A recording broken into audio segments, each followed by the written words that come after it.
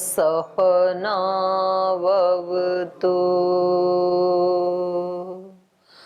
सहनौ भुनक्तु सह वीर्यं करवावहै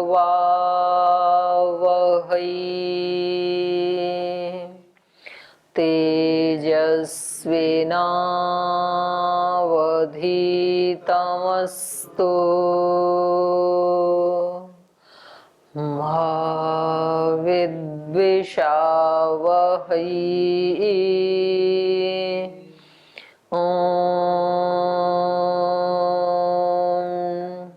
शांति शांति शांति।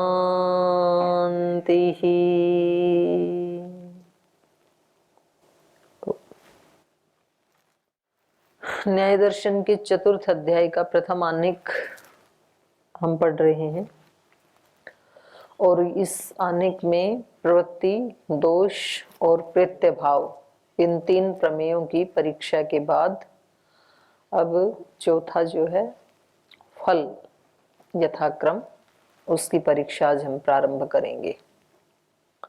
तो कह रहे हैं प्रत्यभाव अनंतरम फलम, प्रत्यभाव के बाद फल के बारे में चर्चा कर रहे हैं। तस्मिन, उस फल के विषय में, सद्यः कालांतरे च फल निष्पत्तेः संशयः।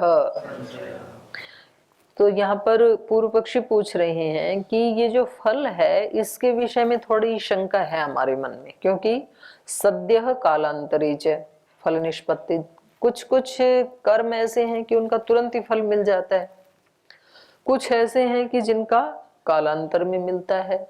जैसे खाना खाया और भूख मिटना, ये सद्य फल है। अग्नि में हाथ डाला और हाथ जलना सद्य फल है। लेकिन हम गेहूं बोते हैं तो उसका अंकुर फूटने में 3 दिन लग जाते हैं, फिर उसका पौधा बन के दोबारा फल मिलने में 6 महीने लग जाते हैं। तो कुछ का फल तुरंत मिल जाता है, कुछ का फल कालांतर में मिलता है। तो इसलिए जो शास्त्र में वचन आते हैं, जैसे अग्निहोत्रम जुहुयात स्वर्ग काम, तो ऐसे ऐसे जो वचन हैं इनमें हमें संशय है कि ये फल मिलेगा नहीं मिलेगा, क्योंकि किसी का तो जल्दी मिलता है, किसी का बाद में मिलता है। लेकिन ये ऐसा फल है कि ना तो तुरंत मिलता है और ना थोड़ा बाद में मिलता है, क्योंकि ये तो बात अगले जन्म पे आ गई ना। स्वर्ग तो मिलेगा इस जन्म की मृत्यु के बाद, तो यहाँ संशय है हमें। तो उसी को दिखा रहे हैं। पचती दोग्धीति सद्यः फलम ओदन पयसी, कह रहे हैं जैसे पचती शब्द का प्रयोग किया किसी ने, पका रहा है तो इसका फल तुरंत मिलता है। क्या फल है इसका? ओदन। और दोग्धी दूध रहा है तो इसका फल तुरंत है कि दूध हमारे सामने आ जाता है, पयसी। तो सद्य फलम, इनका तो तुरंत फल दिखाई देता है। जैसे कर्षति वपति इति कालांतरे फलम, और कोई व्यक्ति खेती कर रहा है, बीज बो रहा है, तो इसका थोड़ा समय के बाद फल दिखाई देता है। सस्यादि अधिगमे इति, खेत में जब अंकुर आदि फूट के फसल लहराती है तो उस समय फल मिल जाता है। अस्ति च इयम क्रिया, ये भी एक क्रिया है लोक में। कौन सी? अग्निहोत्रम जुहुयात स्वर्ग कामः इति, जिसको स्वर्ग की कामना है तो वो नियमित रूप से अग्निहोत्र किया करे। इति एतस्या फले संशय, अब इसके फल में हमें संशय है कि ये ना तो तुरंत मिलने वाला फल है और ना तो फसलों की तरह कालांतर में मिलने वाला फल है, बल्कि ये तो किसी अगले जन्म के ऊपर डाल दिया, स्वर्ग में मिलेगा इसका फल। तो यहाँ हमें संशय। तो इसका उत्तर दे रहे हैं, न सद्यः कालांतरोपभोग्यत्वात्, कह रहे हैं सद्य ने, इसका फल तुरंत मिल ही नहीं सकता है। क्यों? कालांतर उपभोग्यत्वात्, क्योंकि इसका उपभोग कालांतर में ही करने योग्य है, क्योंकि स्वर्ग में तो हम इस जन्म के बाद ही जाएंगे, तो तभी फल मिलना चाहिए, तो उसी के लिए कर्म किया जाता है। यहाँ पर स्वर्गः फलम श्रूयते तच्च भिन्ने अस्मिन् देह भेदात् उत्पद्यते इति, है, ये तो भाष्य है ना।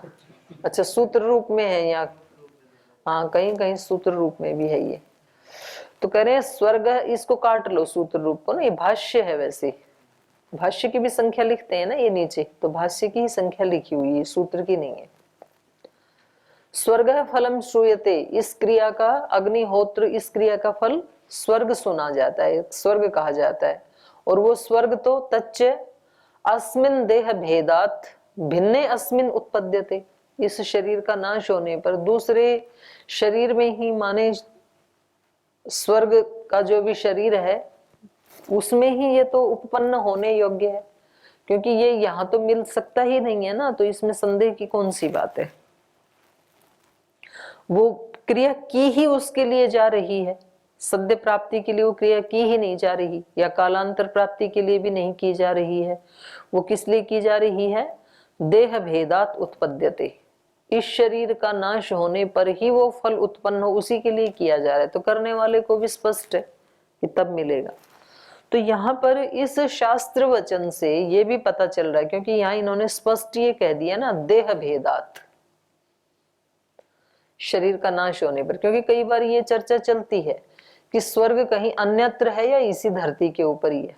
तो कुछ लोगों का कहना है कि इधर उधर कोई कुछ नहीं है, केवल मात्र पृथ्वी के ऊपर ही जीवन है, और जो भी सुख दुख मिलते हैं, दुख मिले तो यही नरक है और सुख मिले तो यही स्वर्ग है। तो इस वचन से ये लग रहा है कि ये जो स्वर्ग की जो बात कही जाती है ये लोकांतर के लिए ही है, क्योंकि लोकांतर में इस देह से मनुष्य नहीं जा सकता है, इस देह के पात के बाद ही जाता है। तो जरूर कोई ऐसा लोकांतर है, पृथ्वी लोक से अन्यत्र कोई ऐसी जगह है कि जहां पर जीवन भी है और यहाँ से अधिक सुखमय जीवन है, क्योंकि सुख विशेष का नाम स्वर्ग है। तो जो यहाँ पर बहुत अच्छे पुण्य कर्म आदि करते हैं तो उनको फिर उस लोक में जन्म मिलता है। अब वहां के शरीर कैसे होते हैं, पार्थिव होती हैं कि वायवीय होते हैं कि तेजस होते हैं, अग्नि होते हैं, कैसे होते हैं ये तो नहीं पता है। तो जो दिखाया जाता है या जो सुना है उसके बारे में, वो तो यह है कि उनके तेजस शरीर होते हैं, और सांख्य दर्शन में भी आया है इसका वर्णन। और दूसरी बात यह है कि वो जैसे लौकिक दृष्टि से यदि हम देखें तो यहाँ पर एक अच्छी बात ये कही है कि देह भेदात, माने मरने से पहले स्वर्ग दिखाई नहीं देता है। स्वर्ग कब मिलता है? मरने के बाद। यदि पृथ्वी लोक में भी स्वर्ग माने तो पृथ्वी लोक का स्वर्ग कब मिलेगा? मरने के बाद। पृथ्वी लोक का स्वर्ग कब मिलेगा? मरने के बाद। मरने के बाद मतलब अहंकार जब मर जाएगा, आप जीते जी जब मरे जैसे हो जाओगे ना, तो वो स्वर्ग का सुख मिलेगा। जब तक अहंकार जिंदा है तब तक स्वर्ग का सुख नहीं मिल सकता है। धरती पे स्वर्ग मानो तो भी, तो व्यक्ति को अपने आप को मारना होता है यदि स्वर्ग चाहिए तो। अपने आप को मारना मतलब आत्मा को नहीं मारना, अहंकार को और दोषों को मारना होता है, तो फिर स्वर्ग मिलता है। तो ये इन्होंने कहा कि वो क्रिया की इसलिए जाती है कि हमें शरीर भेद के बाद वो सुख मिले, तो उसमें कोई संशय की बात नहीं है। तो ये दोबारा कह रहे हैं, न सद्यः ग्रामादि कामानाम आरंभ फलम इति। कह रहे नहीं, ये ऐसा नहीं कहा है कि ये तुरंत सिद्ध होता है, ऐसा नहीं है, बल्कि कालांतरेण अनिष्पत्ति हेतु विनाशात। करें कालांतर में, तो कालांतरेण अनिष्पत्ति ही, कालांतर में आप कह रहे हो स्वर्ग सुख मिलेगा, कालांतर में तो सुख नहीं मिल सकता है, उसकी निष्पत्ति नहीं हो सकती है। क्यों? हेतु विनाशात, उसके हेतु का ही नाश हो जाएगा।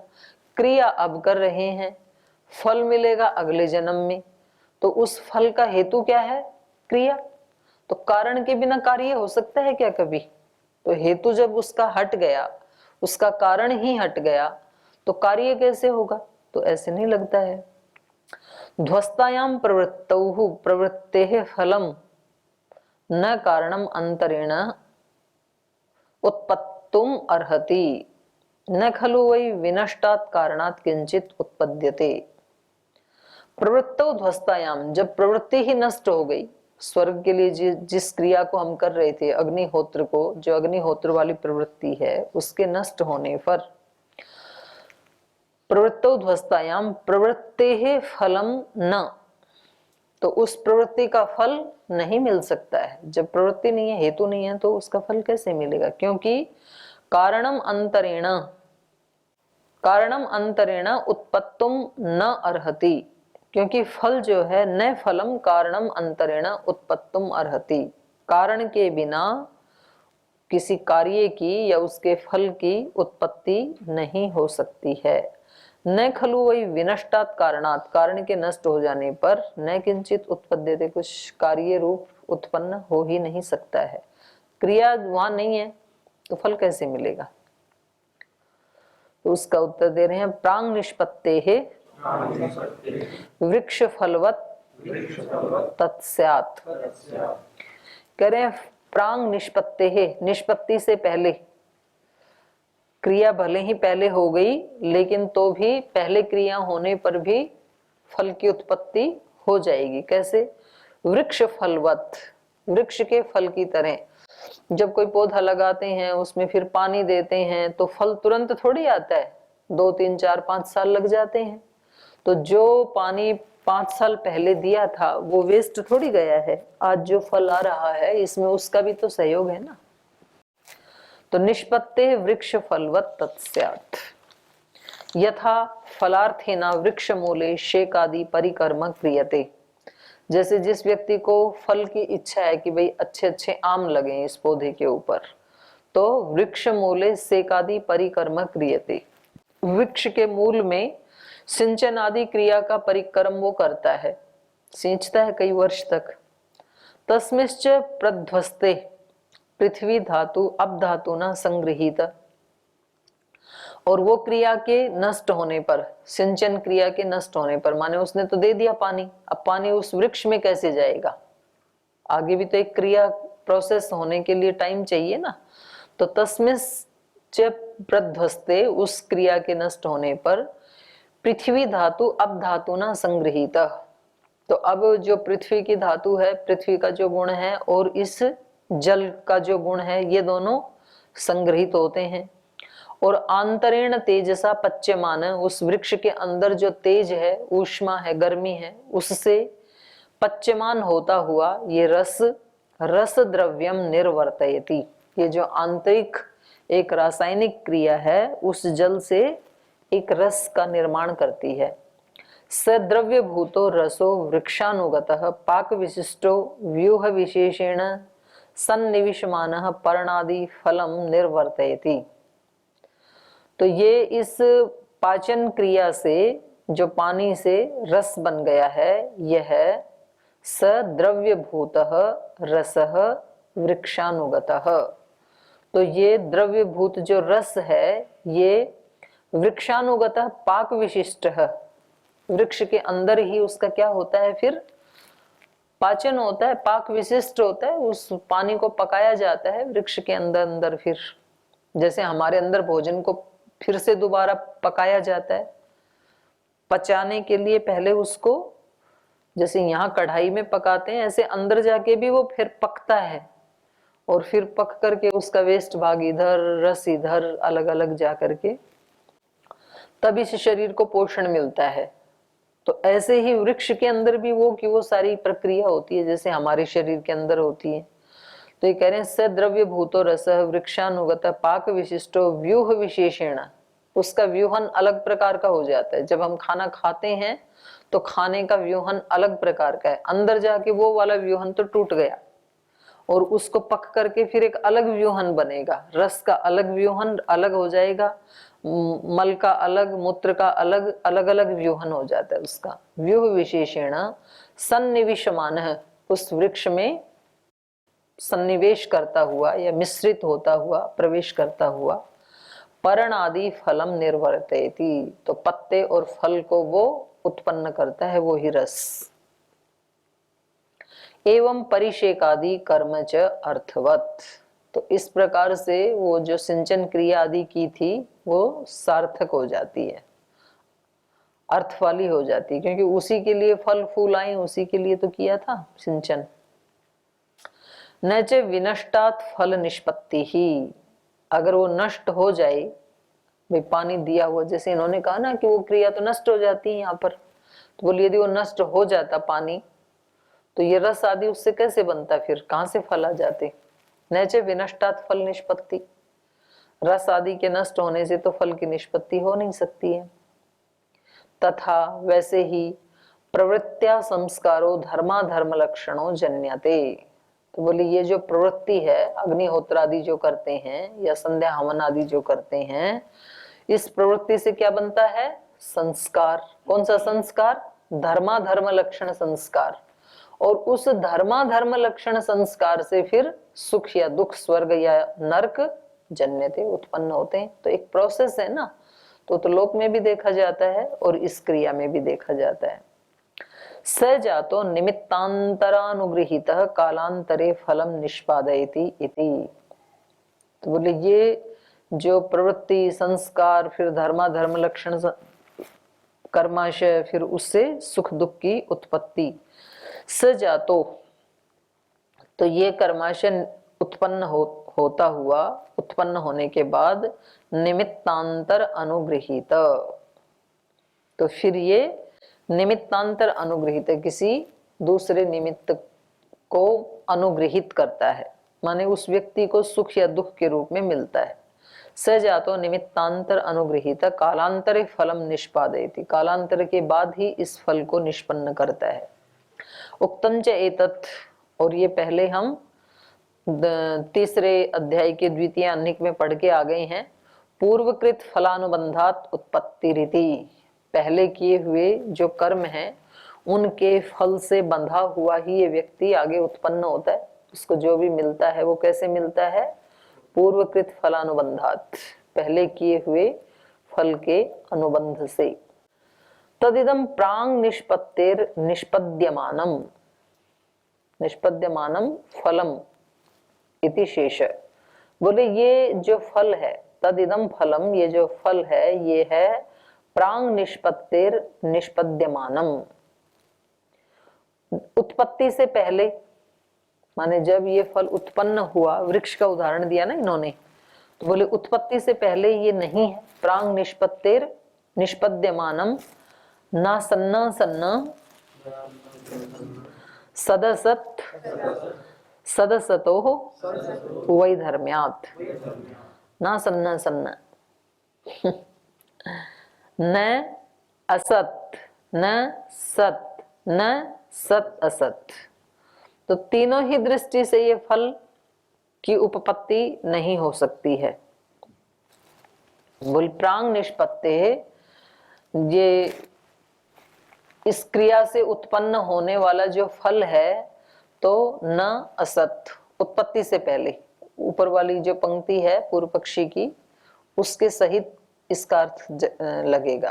तद इदम प्रांग निष्पत्ते निष्पद्यमानम फलम न असत, निष्पत्ति से पहले निष्पद्यमान ये जो फल है ये ना तो असत है, क्योंकि यदि असत हो तो असत से तो सत की उत्पत्ति होती नहीं है। न असत न सत, और सत भी नहीं हो सकता है। यदि पहले ही फल था तो निष्पत्ति किसकी होगी फिर।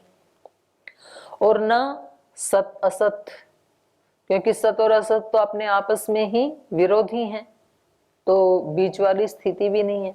तो तीन ही स्थिति होती है, कोई चीज या तो सत हो सकती है, या तो असत हो सकती है, या तो सत असत हो सकती है, तीनों ही नहीं हो सकते हैं। न सत असत, क्योंकि सद असत वैधर्म्यात्, सत और असत का वैधर्म्य होने से, तो तीनों ही दृष्टियों से फल की निष्पत्ति नहीं हो सकती है। प्रांग निष्पत्ते है निष्पत्ति धर्मकम न असत उपादान नियमात, निष्पत्ति से पहले निष्पत्ति धर्म वाला ये जो फल है, ये इसको ना तो हम असत कह सकते हैं कि भाई था ही नहीं बिल्कुल भी। क्यों? असत यदि मान लेंगे तो क्या हो जाएगा, उपादान नियमात, उपादान का नियम खंडित होने लगेगा। उपादान का नियम क्या है? खास कारण से ही खास कार्य होता है, नहीं तो किसी भी कारण से कुछ भी उत्पन्न होने लग जाए फिर तो। अगर उपादान कारण का नियम ना हो तो फिर तो किसी भी सब से सब उत्पन्न होने लगेंगे फिर, लेकिन अभी ऐसा नहीं है। मिट्टी का घड़ा मिट्टी से ही उत्पन्न होगा, लोहे का घड़ा लोहे से ही उत्पन्न होगा। जो जैसा कार्य है उसके लिए वैसा ही कारण चाहिए। तो यदि बिल्कुल ही असत मान लें उपादान कारण को, तो फिर ये उपादान कारण का नियम खंडित होने लगेगा, किसी से कोई भी चीज उत्पन्न होने लगेगी। लेकिन क्योंकि हमारे पास उपादान का नियम है, तो इसका मतलब है कि पहले वो निष्पत्ति से पहले वो वस्तु क्या होनी चाहिए? सतरूप में होनी चाहिए। मिट्टी नहीं है तो मिट्टी का घड़ा बनेगा कैसे? तो प्रांग निष्पत्ति निष्पत्ति धर्मकम न असत, असत नहीं है वो, क्योंकि असत से सत की उत्पत्ति नहीं हो सकती, क्योंकि यहाँ पर उपादान नियमात, उपादान का नियम है। कस्यचित उत्पत्तये किंचित उपादेयम न सर्वं सर्वस्य इति असद्भावे नियमो न उपपद्यते इति। कस्यचित उत्पत्तये, किसी भी चीज की उत्पत्ति के लिए किंचित उपादेयम, कुछ खास कारण ही उपादेय होता है। किसी खास कार्य की उत्पत्ति के लिए कोई खास उपादान कारण होता है। न सर्वम सर्वस्य, सब कार्यों के लिए सब उपादान कारण नहीं बन सकते, खास के लिए खास ही होता है। समझ में आ रहा है ना? न सर्वम सर्वस्य इति असत भावे नियमो न उपपद्यते। यदि असत मान लें उसको तो उपादान का नियम फिर नहीं उत्पन्न हो पाएगा। तो ये असत नहीं था फल उत्पत्ति से पहले, न सत, और सत भी नहीं था। क्यों नहीं था सत? प्राग उत्पत्ते है विद्यमानस्य उत्पत्ति रनुपपन्ना इति। अगर पहले ही सत था तो उत्पत्ति से पहले विद्यमान होने वाले की फिर दोबारा उत्पत्ति उपपन्न नहीं हो पाएगी। पहले ही था तो अब किसकी उत्पत्ति हो? तो है ही पहले से ही। तो इसको सत नहीं, असत भी नहीं कह सकते, सत भी नहीं कह सकते, और सद असत न, और सत असत दोनों का कॉम्बिनेशन वो भी नहीं हो सकता है, क्योंकि सद असतो वैधर्म्यात्, सत और असत का वैधर्म्य होने से, व्याघात होने से। सत क्या है?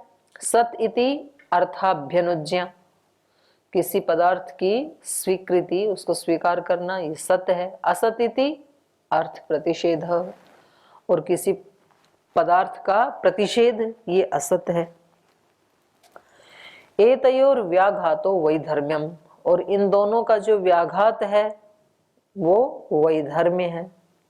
व्याघातात् अव्यतिरेक अनुपपत्ति रीति, तो व्याघात होने से अव्यतिरेक, अव्यतिरेक माने अभेद, परस्पर विरोधी होने के कारण अव्यतिरेक अनुपपत्ति, अभेद की अनुपपत्ति है, अभेद की उपपत्ति नहीं हो सकती है। माने ये दोनों परस्पर विरोधी हैं, सत और असत, तो इन दोनों के में अभेद नहीं हो सकता है। सत और असत दोनों एक नहीं हो सकते, अभेद की अनुपपत्ति है, माने उपपत्ति नहीं हो सकती है। ये दोनों एक हो ही नहीं सकते हैं, तो इनका तो सत और असत का तो शाश्वत विरोध है। कोई चीज सत है तो असत नहीं है, असत है तो सत नहीं है। तो इन तीनों ही दृष्टियों से फल की निष्पत्ति नहीं हो सकती है। प्राग उत्पत्ति उत्पत्ति धर्मकम असत इति अद्धा, तो कह रहे हैं उत्पत्ति से पहले, प्राग उत्पत्ति है उत्पत्ति धर्मकम, उत्पत्ति धर्म वाला जो पदार्थ है वो असत इति अद्धा, निश्चित रूप से असत ही था। पहले इन्होंने कहा कि असत नहीं हो सकता, फिर कहा सत नहीं हो सकता, तो बिल्कुल असत था निश्चित रूप से। अद्धा, अद्धा माने निश्चित रूप से। को अद्धा वेद कुत इयं विसृष्टि, नासदीय सूक्त में आता है ना। कौन निश्चित रूप से कह सकता है? कुत इयं विसृष्टि, इयं विसृष्टि कुत, ये विविध प्रकार की सृष्टि कहां से आ गई, ये कौन कह सकता है निश्चित रूप से? अर्थात कोई नहीं कह सकता है। न सदासीत, न सदासीन, नो सदासीत, न सत था न असत था। फिर कहां से ये विविध प्रकार की सृष्टि अभिव्यक्त हो गई? को अंधा वेदा। कह कुह कस्य, किससे उत्पन्न हुई? कौन कह सकता है? कोई नहीं कह सकता, किसी को भी नहीं पता कैसे हुई। तो यहां पर भी कहा प्राग उत्पत्ति है, उत्पत्ति धर्मकम असत इति अद्ध, निश्चित रूप से था। कौन कहता है असत नहीं हो सकता? जो उत्पन्न होने वाला, उत्पन्न होने वाला कौन है? अंकुर, बीज से, तो वो निश्चित रूप से असत है। इस समय कहाँ है अंकुर? उत्पन्न होने से पहले तो वो असत ही है निश्चित रूप से। कस्मात? उत्पाद व्यय दर्शनात्, उत्पत्ति और नाश देखे जाते हैं, तो उत्पत्ति से पहले तो वो असत ही है। असत है इसीलिए तो उत्पत्ति हुई, और उत्पत्ति हुई है तो उसका नाश भी देखा जाता है। तो नाश किसी का हो गया तभी तो दोबारा उत्पत्ति होगी, यदि नाश नहीं होता तो उत्पत्ति भी नहीं होती। और उत्पत्ति हुई है यदि तो नाश भी होगा। तो कहा उत्पाद व्यय दर्शनात्, उत्पत्ति और नाश के देखे जाने से। यत् पुनः उत्तम प्राग उत्पत्ति कार्यम न असत उपादान नियमात इति। तो इसलिए कह रहे हैं कि जो आपने पहले कहा था कि उत्पत्ति से पहले कोई कार्य असत नहीं हो सकता है उपादान नियम के कारण, तो वो आपका कहना उचित नहीं है। माने उपादान नियम को हम स्वीकार करते हैं, ऐसा नहीं है कि नहीं कर रहे हैं, लेकिन जो उत्पन्न होने वाला पदार्थ है वो तो अपने आप में तो असत ही है। तो आगे उसको और स्पष्ट कर रहे हैं कि वो असत किस रूप में है। तो कहा बुद्धि सिद्धम तु तद असत। बोलो वो जो असत है, वो जो कार्य है, वो किस रूप में था? बुद्धि सिद्धम, बुद्धि में तो सिद्ध था ना, वो ज्ञान में तो होता ही है ना, तभी तो व्यक्ति बनाएगा। मिट्टी से क्या बना रहे हो? तो बोले घड़ा। अब घड़ा तो बना नहीं है अभी, घड़ा तो असत है। किस रूप में असत है? बुद्धि सिद्ध है वो, बना उस कार्य रूप में तो असत है, लेकिन बुद्धि के ज्ञान के रूप में तो सत है ना। तो कहा बुद्धि सिद्धम तो तत् असत, वो जो असत है वो बुद्धि सिद्धम। इदम अस्य उत्पत्तये समर्थम, ये उपादान कारण इस पदार्थ की उत्पत्ति में समर्थ है। ये पहले पता होता है व्यक्ति को, तभी तो बनाएगा। ये मिट्टी जो है ये घड़ा बना सकती है, सुराई बना सकती है, चिलम बना सकती है, दिया बना सकती है, सकोरा बना सकती है। तो ये बुद्धि सिद्ध होना चाहिए ना पहले बनाने वाले व्यक्ति को, तभी तो बनाएगा। इदम अस्य उत्पत्तये समर्थम न सर्वम इति, सब कुछ समर्थ नहीं है, केवल ये ही उपादान कारण मात्र इसको उत्पन्न करने में समर्थ है। इति प्राग उत्पत्तेः नियत कारणम कार्यम बुद्ध्या सिद्धम। तो इस प्रकार से उत्पत्ति से पहले जो नियत कारण है, प्राग उत्पत्ति नियत कारणम कार्यम बुद्ध्या सिद्धम, कार्य की दृष्टि से बुद्धि में सिद्ध रहता है। उत्पत्ति नियम दर्शनात्, उत्पत्ति के नियम के देखे जाने से। उत्पत्ति का नियम क्या है? खास कार्य के लिए खास उपादान कारण। तस्माद् उपादान नियमस्य उपपत्ति सति। तो कह रहे हैं इसलिए उपादान के नियम को हम मान रहे हैं। उपादान नियम की उपपत्ति के होने पर, उपादान नियमस्य उपपत्ति सति तो कार्ये प्राग उत्पत्तेः उत्पत्तिरेव नास्ति इति। उपादान नियमस्य उपपत्ति सति, उपादान नियम की उपपत्ति होने पर ही कार्ये प्राग उत्पत्तेः उत्पत्ति एव नास्ति इति। कार्य में उत्पत्ति से पहले वो असत है तभी तो उत्पत्ति होती है, नहीं तो उत्पत्ति एव नास्ति, फिर तो उत्पत्ति ही नहीं होगी यदि असत को नहीं मानेंगे तो। पहले से यदि सत को मान लिया आपने कि वो तो पहले ही था, तो अब उत्पत्ति किसकी हो? उत्पत्ति होगी ही तब जब पहले उत्पत्ति से पहले उस वस्तु को असत रूप में मानेंगे, असत रूप में स्वीकार करेंगे। तो पहले इन्होंने क्या कहा था? असत नहीं है, उत्पत्ति से पहले असत नहीं हो सकता है। तो बोले बिल्कुल हो सकता है, होना ही चाहिए। यदि उत्पत्ति से पहले वो पदार्थ असत ना हो तो उत्पत्ति किसकी होगी फिर? असत है तभी तो उत्पत्ति होगी।